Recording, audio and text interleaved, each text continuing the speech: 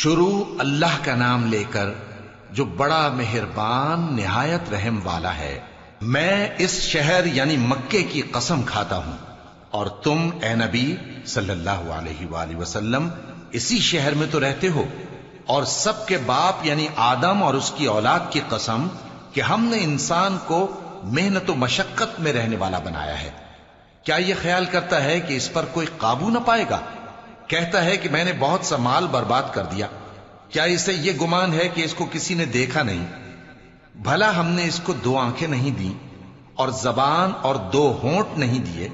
یہ چیزیں بھی دیں اور اس کو خیر و شر کے دونوں رستے بھی دکھا دیے، مگر یہ گھاٹی پر سے ہو کر نہ گزرا۔ اور تم کیا سمجھے کہ گھاٹی کیا ہے؟ کسی کی گردن کا چھڑانا یا بھوک کے دن میں کھانا کھلانا، کسی رشتہ دار یتیم کو یا مٹی میں پڑے کسی نادار کو۔ پھر ان لوگوں میں بھی شامل ہوا جو ایمان لائے اور جو صبر کی نصیحت اور ایک دوسرے کو مہربانی کی تلقین کرتے رہے۔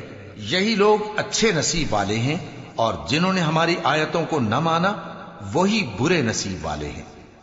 یہ لوگ آگ میں بند کر دیے جائیں گے،